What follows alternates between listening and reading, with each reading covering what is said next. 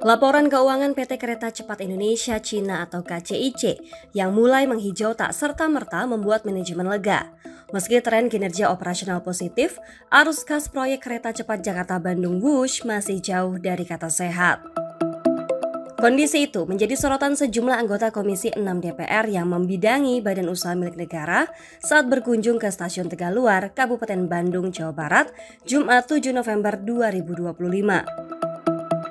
Berdasarkan paparan manajemen KCIC dalam kunjungan kerja tersebut, laba perusahaan sebelum bunga, pajak, depresiasi, dan amortisasi atau EBITDA per September 2025 sebenarnya telah positif. Namun, anggota Komisi 6 DPR, Rieke Diah Pitaloka, mengatakan beban keuangan Wush membuat perusahaan seperti berada di ujung tanduk karena pengeluaran jauh lebih besar ketimbang pendapatan. Rieke mengatakan perusahaan sudah mampu menutup biaya operasional sebesar 1,4 hingga 1, triliun rupiah per tahun. Tetapi tetap rugi bila memperhitungkan hutang yang kurang lebih sebesar 118 triliun rupiah dengan bunga 2 triliun rupiah per tahun. Menurut Rieke, akar persoalan ada pada beban keuangan yang menggelayut sejak tahap pembangunan. Proyek ini, dia mengungkapkan, sejak awal tidak dibangun dengan perencanaan matang. Akibatnya, struktur biaya membengkak dan efisiensi sulit dicapai. Menurut laporan KCIC kepada Komisi 6 DPR, proyeksi keuangan dalam 10 tahun ke depan pun masih defisit kas sebesar 22,3 triliun rupiah. Dengan pola semacam itu, perusahaan berpotensi terus merugi meski sudah beroperasi penuh.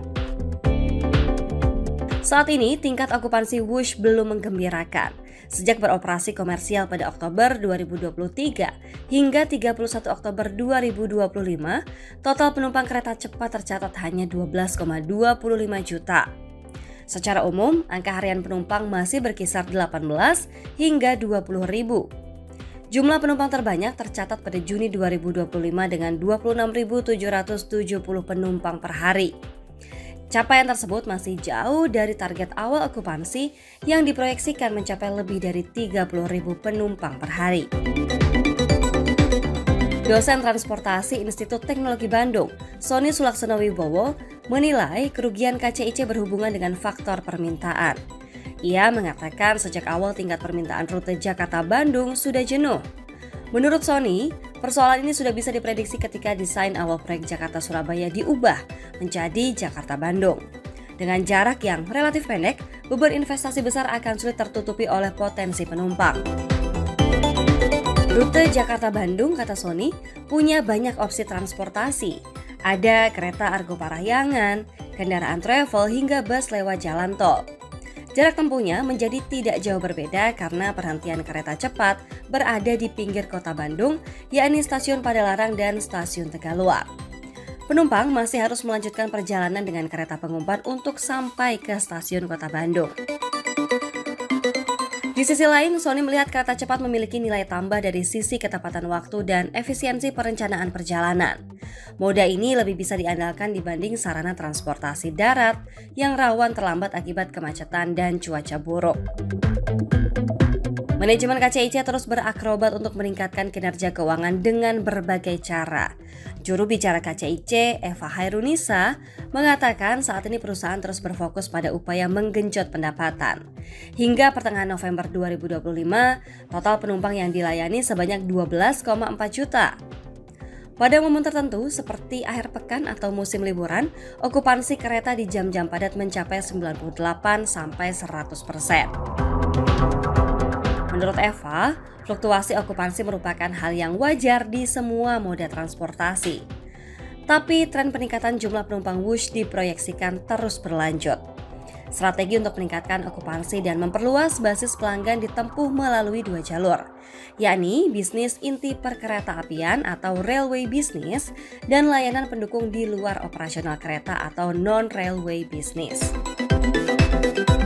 Di bidang railway business, KCIC menerapkan sejumlah program untuk menarik penumpang, antara lain skema penetapan harga dinamis atau dynamic pricing, pengembangan frequent Wusher card, layanan perjalanan rombongan dan edu-trip, serta promosi musiman seperti Wush Hero Deal dan kolaborasi Traveloka 1010.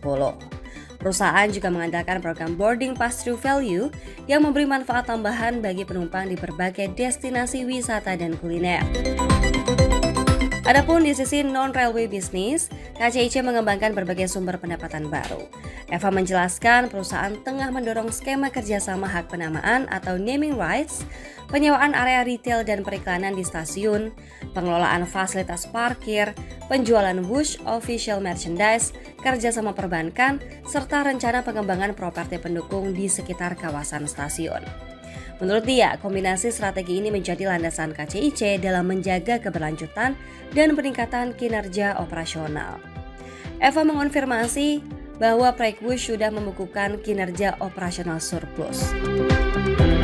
Managing Director Lembaga Manajemen Fakultas Ekonomi dan Bisnis Universitas Indonesia Toto Pranoto mengatakan, peningkatan kinerja KCIC mendesak dilakukan agar Whoosh bisa lebih cepat sampai pada titik impas atau break-even point. Di samping pendapatan inti dari penjualan tiket penumpang, Toto menyoroti potensi besar dari pendapatan non-penumpang yang dinilai belum berjalan optimal. Misalnya, pengembangan kawasan berorientasi transit atau transit-oriented development, pemanfaatan lahan komersial, dan kerjasama pengelolaan properti di sekitar stasiun utama seperti Halim, Karawang, Padalarang, serta Tegaluar.